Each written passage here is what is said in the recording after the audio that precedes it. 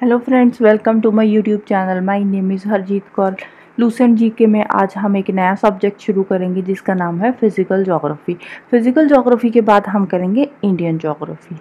तो शुरू करते हैं फिज़िकल ज्योग्राफी और हमारा आज का टॉपिक है universe, Galaxy, big bang theory, Higgs boson and star. तो सबसे पहले हम शुरू करते हैं यूनिवर्स से।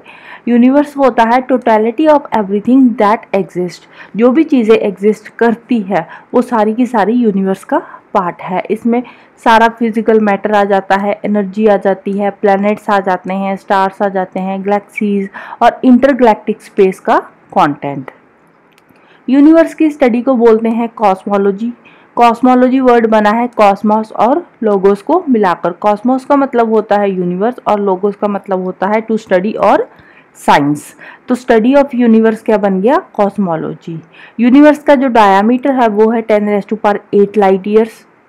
यूनिवर्स के बनने के बाद सबसे पहले एटम्स एग्जिस्टेंस में आए और एटम्स के साथ कुछ डस्ट और गैसेस के क्लाउड्स भी बने। नेक्स्ट आता है गैलेक्सी। गैलेक्सी होता है vast system of billions of stars.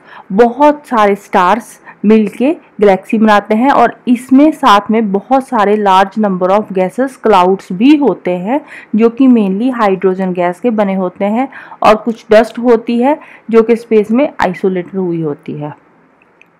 अगर हम बात करें यूनिवर्स की तो यूनिवर्स में अप्रॉक्सीमेटली अबाउट 100 बिलियन गैलेक्सीज है और हर एक गैलेक्सी में on an average 100 billion stars है। तो total number of stars universe में कितने हो गए? 10⁻22।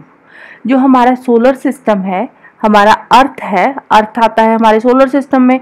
तो हमारे सोलर सिस्टम की जो गैलेक्सी है उसका नाम है मिल्की वे गैलेक्सी। इसको हिंदी में बोलते हैं आकाशगंगा। आकाशगंगा की बोलते हैं। अगर आप रात को आसमान की तरफ देखोगे ना तो वहाँ पे आपको कुछ वाइट कलर का एक नदी सी दिखेगी, वाइट कलर की। तो वहाँ से इन्होंने उसका नाम डाल दिया आकाशगंगा। ये स्पाइरल शेप की है हमारी जो गैलेक्सी है मिल्की वे, आकाशगंगा कुछ भी ले लो, इसकी शेप है स्पाइरल, कुछ इस तरह की दिखती है, ऐसे स्पाइरल। जो मिल्की वे गैलेक्सी है ये बनी थी बिग बैंग के 5 बिलियन साल के बाद। जब बिग बैंग हुआ था, बिग बैंग धमाका जो हुआ था उसके 5 बिलियन साल बाद हमारी मिल्की वे गैलेक्सी बनी थी। फर्स्ट पर्सन जिसने इस गैलेक्सी को देखा था उसका नाम था गैलीलियो गैलीली। जो लेटेस्ट नोन गैलेक्सी है वो है ड्वार्फ गैलेक्सी। अगर हम आज की बात करें, मॉडर्न थॉट की बात करें, तो यूनिवर्स को 2 पार्ट्स में डिवाइड किया हुआ है।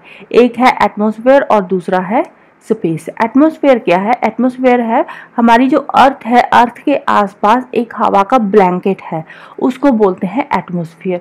जहाँ पे वो हवा खत्म होती है, एटमॉस्फेयर हमारा खत्म होता है, वहाँ से स्पेस शुरू हो जाती है। तो हमने यूनिवर्स को 2 पार्ट्स में डिवाइड कर दिया, एक एटमॉस्फेयर और एक स्पेस। यूनिवर्स के ओरिजिन को लेकर बहुत सारी थ्योरीज आई। उसमें जो मोस्ट सक्सेसफुल थ्योरी थी वो थी big bang theory. Big bang theory किसने दी थी? एक बेल्जियम एस्ट्रोनॉमर और कॉस्मोलॉजिस्ट थे अब्बे जॉर्ज लेमेत्रे, उन्होंने दी थी बिग बैंग थ्योरी। हमारी जो नियरेस्ट गैलेक्सी है उसका नाम है एंड्रोमेडा। नेक्स्ट हम पढ़ते हैं बिग बैंग थ्योरी। हमारे यूनिवर्स में जितना भी मैटर है वो सबसे पहले क्या था? वो ओरिजिनली एक कॉन्सेंट्रेटेड लंप था जिसको बोलते थे प्राइमेबल एटम्स। तो उसके बाद एक एक्सप्लोजन हुआ जिसको बोलते हैं बिग बैंग। ये कब हुआ था? ये हुआ था अप्रॉक्सीमेटली अबाउट 13.798 मिलियन ईयर्स पहले एक धमाका हुआ। तो उससे क्या हुआ? बहुत सारी गैलेक्सीज बन गई, स्टार्स बन गए और कॉस्मिक बॉडीज बन गई। तब से लेकर जितनी भी गैलेक्सीज है यूनिवर्स में वो सारी एक दूसरे से दूर जा रही है। अब गैलेक्सीज एक दूसरे से दूर जा रही है तो उसकी वजह से जो हमारा यूनिवर्स है वो एक्सपैंड हो रहा है। अब आपने स्कूल में भी पढ़ा होगा बिग बैंग थ्योरी के बारे में। स्कूल में क्या बताया गया था कि पहले जो हमारी अर्थ थी एक हॉट गैसेस का गोला था, धीरे धीरे धीरे धीरे वो गैसेस ठंडी हुई और ठंडे होने के बाद हमारी अर्थ बनी। तो ऐसे यहाँ पे है कि गैलेक्सीज बनी, स्टार्स बने, अब सारी गैलेक्सीज दूर जा रही है तो उससे यूनिवर्स हमारा एक्सपैंड हो रहा है। यहाँ पे यूनिवर्स के एवोल्यूशन को लेकर ये पिक्चर दे रखी है।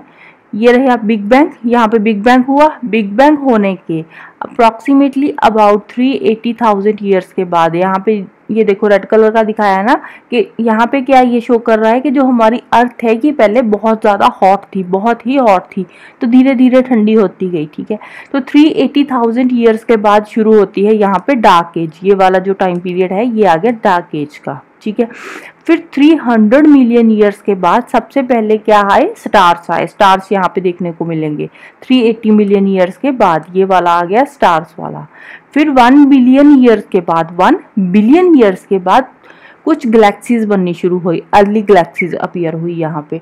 और फिर 9 बिलियन ईयर के बाद बना हमारा सोलर सिस्टम।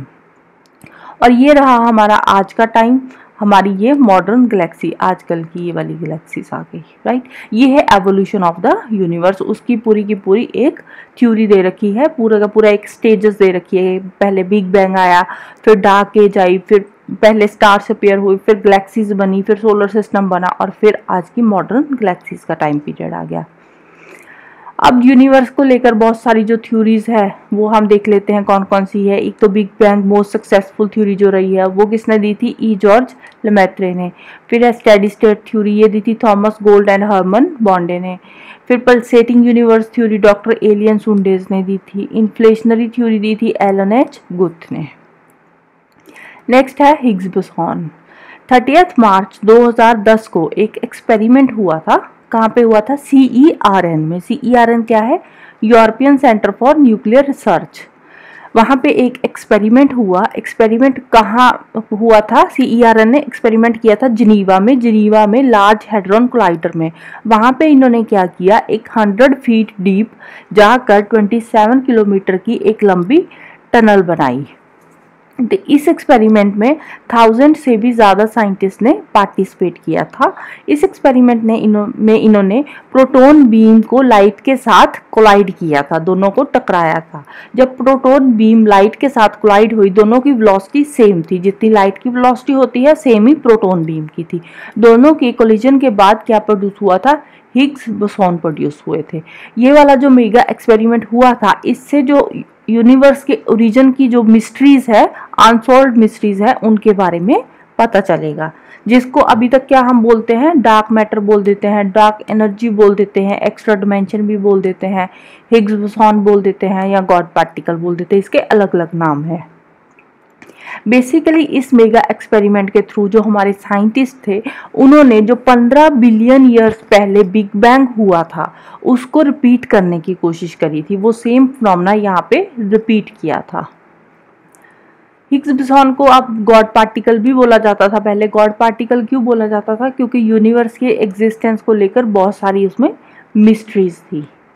तो अब साइंटिस्ट ने 50 साल तक कंटिन्यूसली एफर्ट करते गए, तो उसके बाद फाइनली CERN ने 4 जुलाई 2012 को आइडेंटिफाई किया, कुछ पार्टिकल्स आइडेंटिफाई किए जो कि जिनका के जो साइज था, जो देखने को ऑलमोस्ट हिग्स बोसॉन जैसे लगते थे।